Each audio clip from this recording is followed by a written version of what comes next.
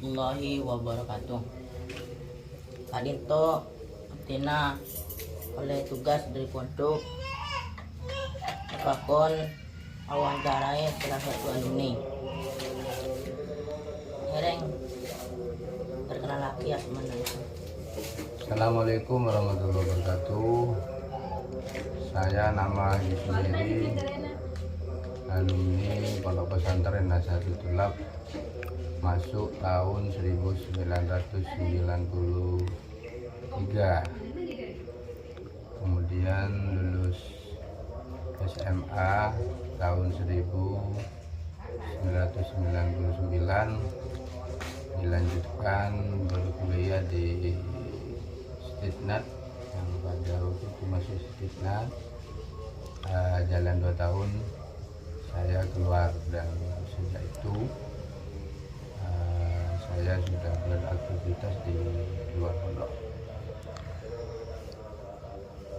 Langsung ke pertanyaan saya pertama, cerita perjalanannya di pondok.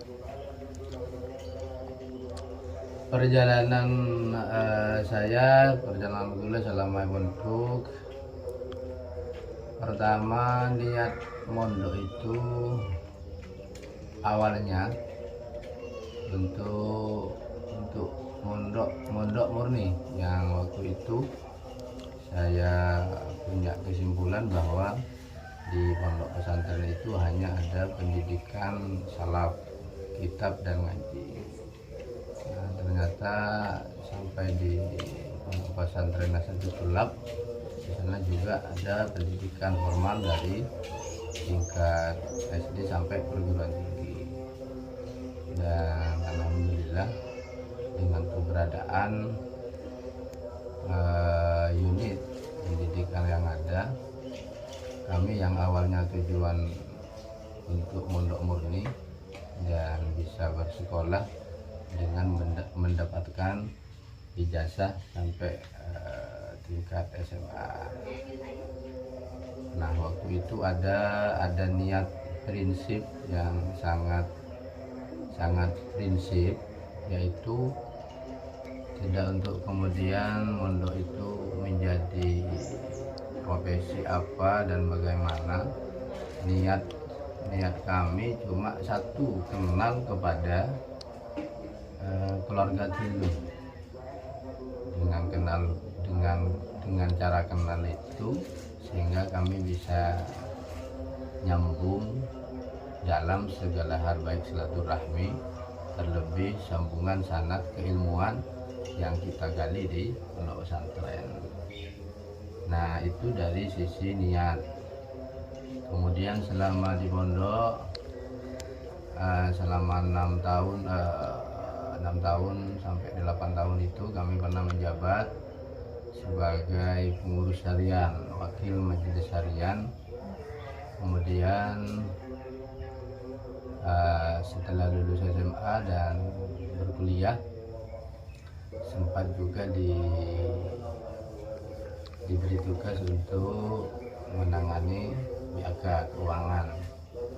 Kemudian pernah menjadi asisten yayasan, terus pernah juga kami menjadi ketua TU dari semua unit yang ada di lembaga formal pondok pesantren Nasahatul Thulab pada masa itu.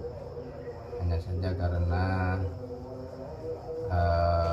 orang tua meninggal pada tahun 2022, sehingga kami tidak bisa melanjutkan perkuliahan di Stitnat pada waktu itu. Ada banyak pengalaman dan prinsip yang pada waktu itu cukup menjadi pembelajaran bagi saya pribadi. Di pondok itu sing penting taat kepada aturan, mentaati aturan yang ada. Perkara kemudian di pondok itu bisa berprestasi atau tidak, itu masih bukan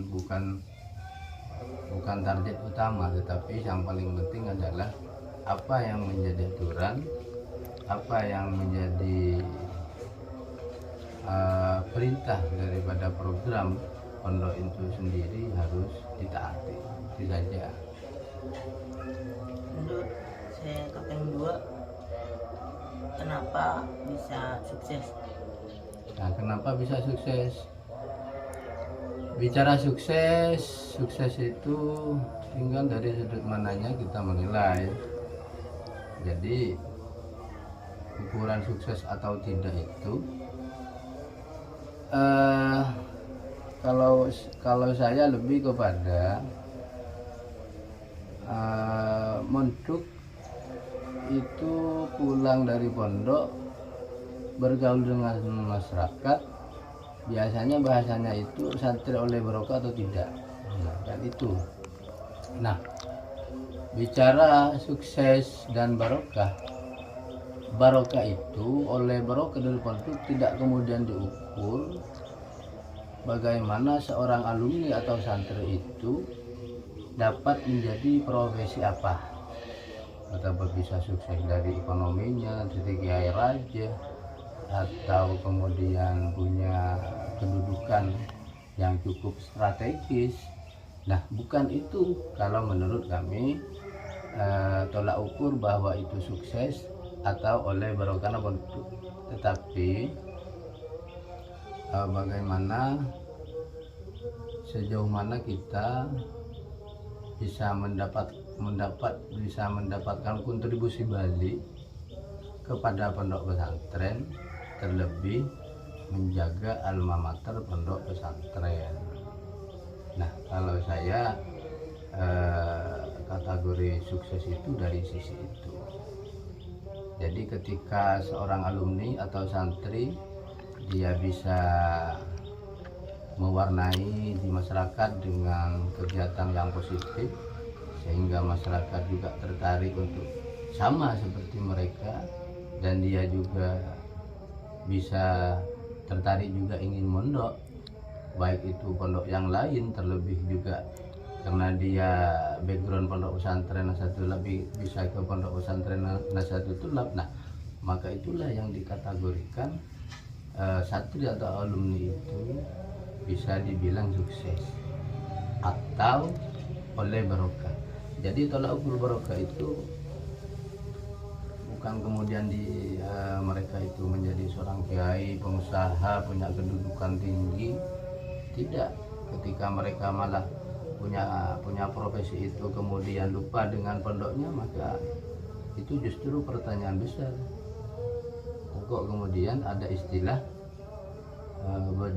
beda orang soki tapi kayak ngelakar itu sholat istidrat namanya. Itu enggak, kita itu yang ingin sesuai dengan oleh Ridho Basa, bisa oleh syafaat Nabi, oleh barokah guru, oleh barokah tengko dua. Artinya ketika seorang santri itu bisa memberikan manfaat kepada orang lain, kepada masyarakat, nah itulah bisa dibilang orang itu sukses. Nah, dengan demikian santri bisa beri kesayang ke orang lain bisa bersama-sama baik, terlebih ketika ke pondok lebih aman, pergaulannya lebih aman. Mohon pendidikan luar kan ngajinya jarang, berjemaahnya jarang. Nah, terlebih lagi satu, ternyata ketika memondokkan anak itu satu magempang rezeki keringkuh, termasuk di babaan lambek aba membana rajotang, bahkan semua aset menjareng metul sangkul area kita agedin kopi gara-gara ada budaya meremuan. Akhirnya beli otang berangkat ke Malaysia. Ke Malaysia mau berjuang untuk nyerah otang. Setelah otang mari pas orang sepuh umpana memuduk apa. Nah ternyata dari barokah memuduk anak bisa nyelawatan, bisa paling teka hajat, memenuhi agenda rukun Islam yang palingin teka ibadah haji. Semua itu kami rasakan adalah hikmah dan barokah daripada anak ada di pondok. Karena anak di pondok itu jelas ibadahnya lebih terkontrol, biasa mendoakan orang tua, pasti terhindar dari pergaulan bebas. Maka satu-satunya yang aman adalah untuk lembaga di mana sekarang sudah zamannya digital seperti ini adalah pondok pesantren. Jadi kesimpulannya, kalau bisa dibilang suksesnya itu dari sisi apa tergantung mereka yang menilai. Kalau kami pribadi, sukses itu sejauh mana kita memberikan kontribusi balik kepada pondok pesantren dan bisa memberikan manfaat kepada orang lain, lebih bisa menjaga alma mater. Sehingga dengan demikian orang lebih tertarik untuk sama-sama ke pondok. Wah, wak mau naruh, tengkana bisa bagus, ibadah saya, mun angguyan rapi, mai pemeduk mai. Nah, itu sehingga barokah terus akan mengalir. Ketika ada anak yang seperti itu, ada anak yang bersikap baik di masyarakat, orang bisa tertarik baik juga, maka itu menjadi amal jadinya kita bisa membuat orang lain baik karena kita mencontohkan yang baik. Sebaliknya, ketika ada seorang pemuda, alumni, santri baik masyarakat memberikan contoh yang jelek, ternyata kejelekan itu dilanjutkan oleh teman yang lain, masyarakat yang lain, generasi yang lain, itu juga akan menjadi dosa terus mengalir ketika kita sudah tidak ada. Nah, makanya kita bagaimana memberikan hal positif, baik itu di masyarakat, terlebih di keluarga, lebih gak penting. Karena kelakuan dia coba becek dia abadi gak abadi. Nah tuh, apa boleh? Kok pertanyaan dari Buya, ampun, cukup sekian wawancara dari Abdina sekarang hari ini. Cukup sekian. Assalamualaikum warahmatullahi wabarakatuh.